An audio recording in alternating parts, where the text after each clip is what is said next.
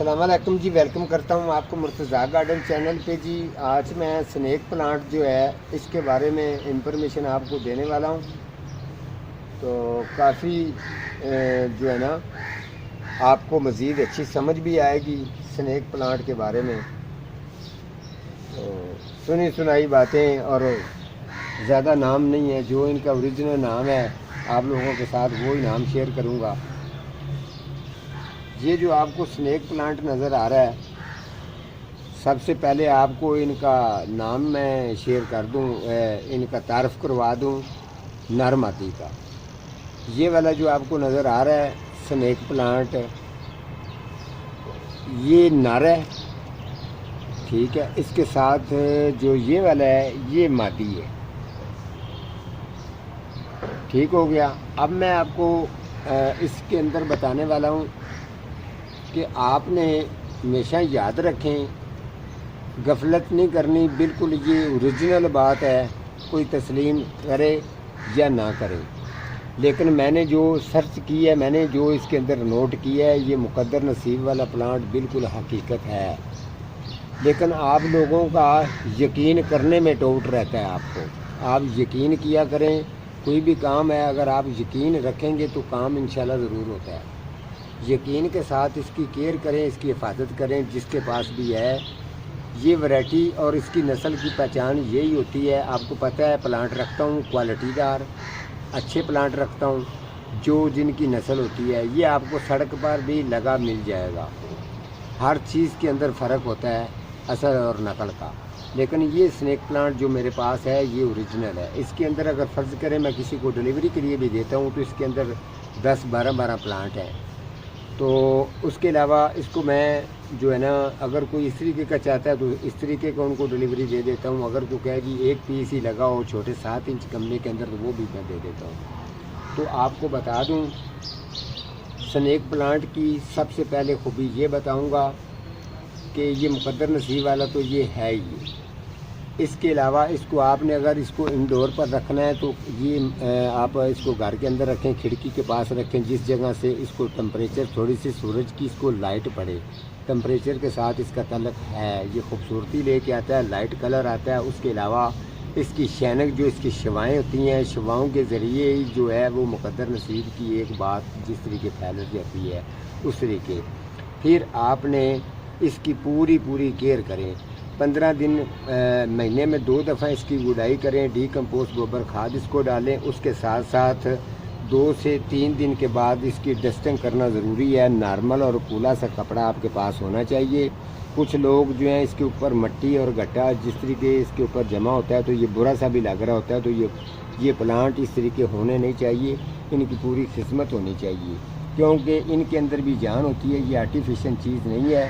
اس طریقے سے ایک ہاتھ آپ نے نیچے، ایک ہاتھ نیچے رکھنا ہے، ایک ہاتھ اوپر جو ہے نا کولا سا کپڑا جو ہے نا اس کے ساتھ اس کا سلائس کو پکڑنا ہے، اور اس کے ساتھ ساتھ آپ نے ڈسٹنگ کرنی ہے اس طریقے سے۔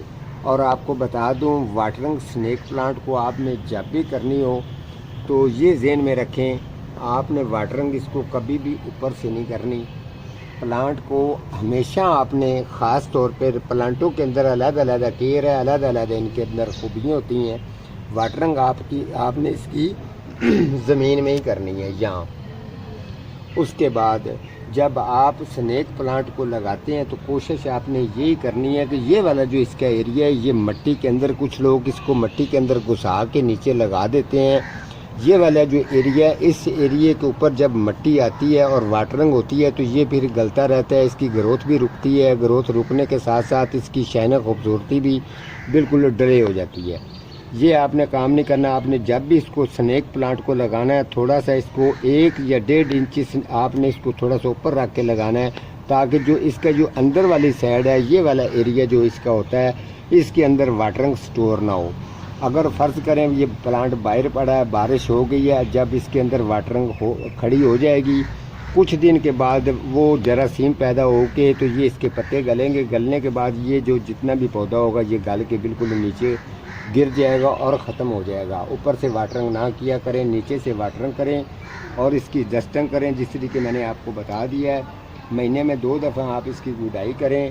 سپرے آپ نے بالکل بھی اس کو زہریلی قسم کی یہ نہ سمجھنا کہ اس کو کچھ بھی نہیں ہوتا، نہ اس کے اوپر کوئی بیماری اٹیک کرتی ہے. قدرتی طور پر اللہ تعالیٰ کی صحت اور تندرستی اور خوبصورتی اس کے اندر موجود ہے. اس کو سپرے کرنے کی بالکل بھی ضرورت نہیں ہے، نہ ہی کوئی بیماری اس پر آتی ہے.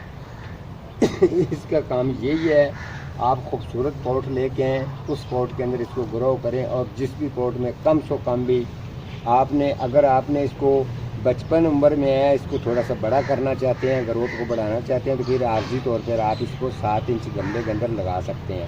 ادروائز اس کے بعد جو ہے اس کو آپ نے 12، 14، 18 اس گملے کے سائز کے اندر لگائیں گے تو اس کی خوبصورتی دیکھیں گے تو آپ کو مزہ آ جائے گا. آپ چاہے جس جگہ پر مہمان بیٹھتے ہیں وہاں بھی رکھا ہوگا تو خوبصورت لگے گا.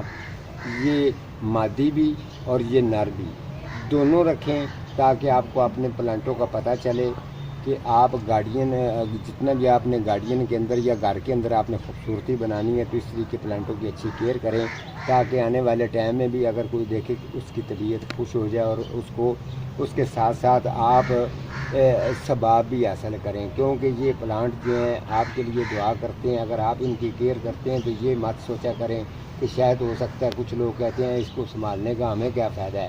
یہ ان کی بات غلط ہے.